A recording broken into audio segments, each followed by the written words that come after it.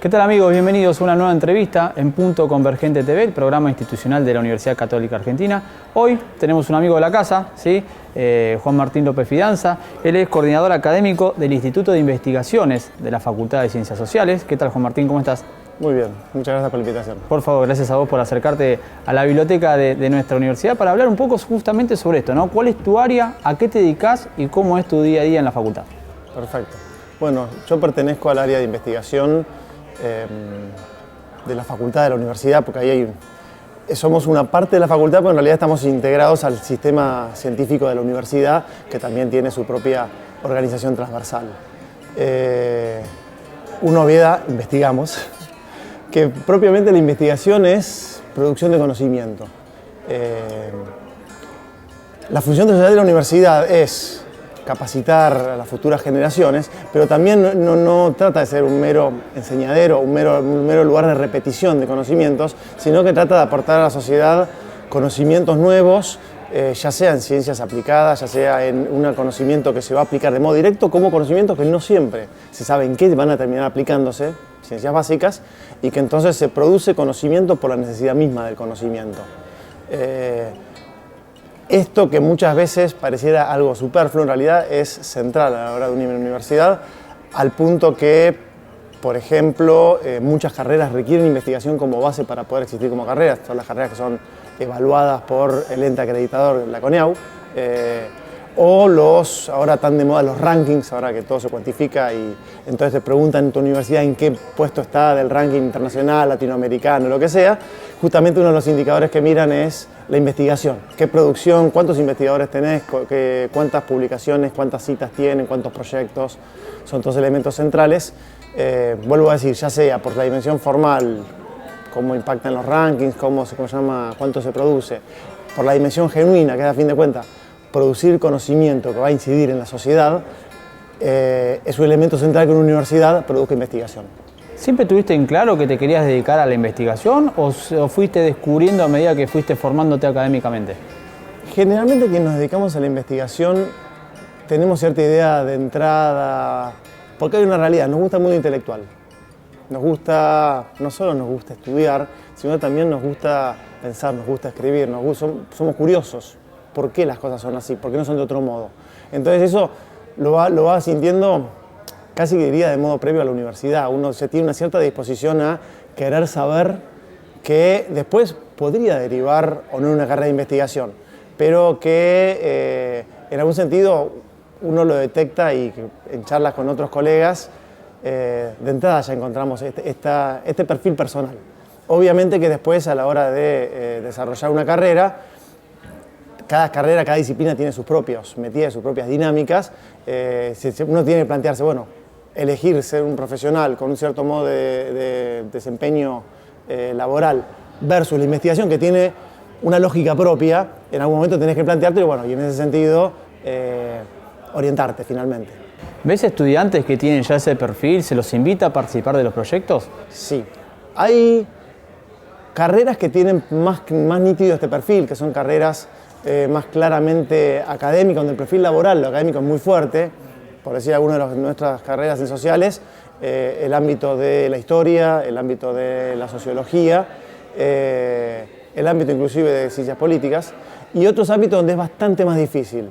Por ejemplo, nuestras carreras de comunicación tienden mucho más a lo profesional, o carreras técnicas al estilo ingeniería, economía, donde la salida profesional es muchísimo más importante y la salida académica generalmente es bastante más reducida y complementaria a lo profesional. Así que hay carreras donde de modo natural es una salida laboral y los alumnos buscan conectarse. En otras carreras uno tiene que estar constantemente incentivando por el lado justamente de este desafío intelectual de generar vocaciones a la investigación, porque de suyo si uno no intentase entusiasmar futuros candidatos a investigador, quizás naturalmente no saldrían. Tratamos de tener vínculos con las materias que tienen que ver con la metodología, con los trabajos finales de carrera, porque ahí supone un cierto ejercicio de investigación, entonces ahí tratamos de fomentar un cierto semillero y después invitar particularmente a participar de los muchos proyectos de investigación que tenemos en nuestro instituto.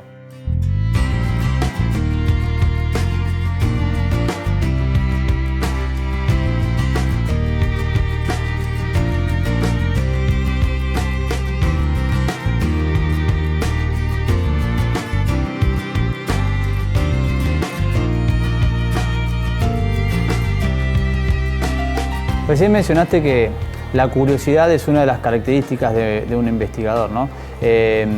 Quizás hay un chico mirando y dice, bueno, mira, yo no lo había pensado, en mi carrera está esta beta, pero nunca me animé a hacerlo. ¿Qué tendría que tener en cuenta ese estudiante o ese investigador joven para iniciar una investigación?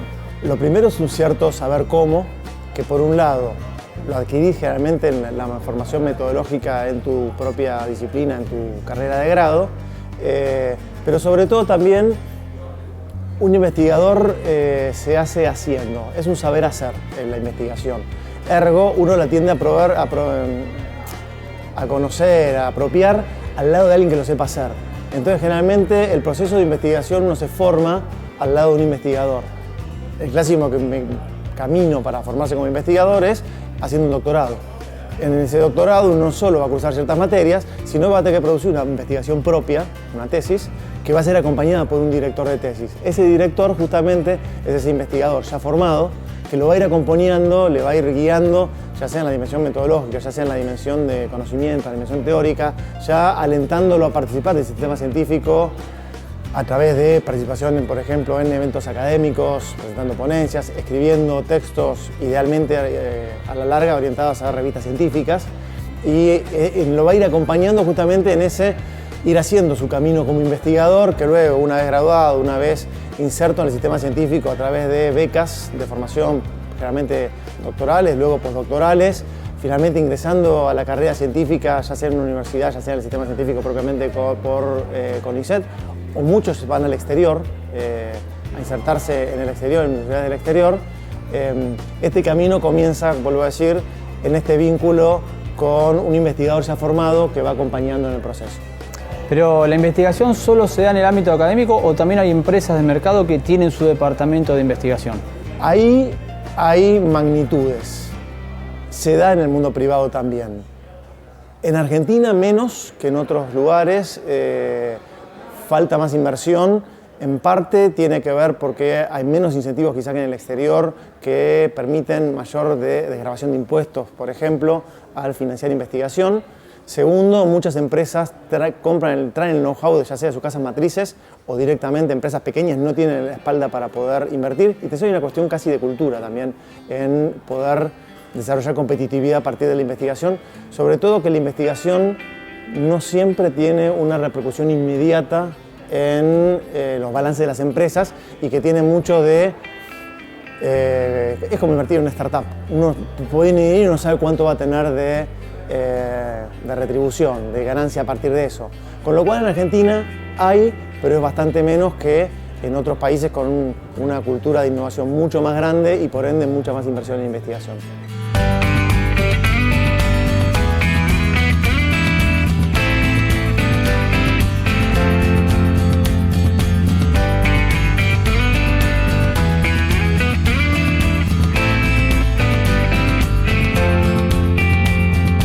¿Cuáles son los proyectos que se trabajan de investigación en las facultades sociales?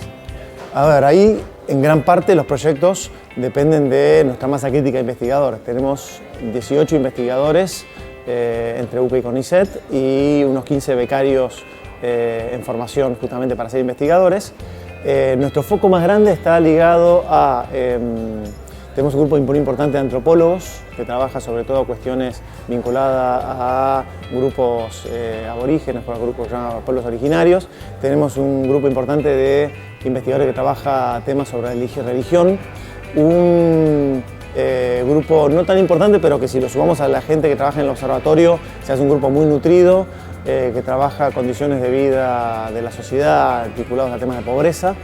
Tenemos después ya hay grupos más, un grupo importante de historiadores que trabajan distintos aspectos. Somos quizás de los centros más importantes que trabaja Antiguo Oriente en el país, es decir, Egipto, cercano Oriente, se llama cercano Oriente, digamos todo lo que es la zona de Israel, la Mesopotamia, pero obviamente épocas precristo.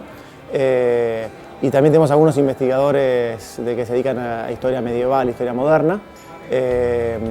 Y por último tenemos algunos investigadores sueltos en temas de patrimonio, en temas de políticas comparadas, en temas de educación y sociedad, en temas audiovisuales. ¿Y cómo hace el becario para formar parte de esos proyectos? Habitualmente nosotros intentamos generar vínculos a través de, como digo, algunas charlas a alumnos a través de las cátedras de investigación. Estamos ofreciendo, difundiendo de modo abierto. Nosotros tenemos un seminario mensual donde uno de los investigadores comenta su investigación en curso, porque en parte eso implica un poco saber lo que hace el otro investigador, y en parte también permite recibir aportes interdisciplinarios de investigadores de otras disciplinas que dicen: ¿y pensaste esto?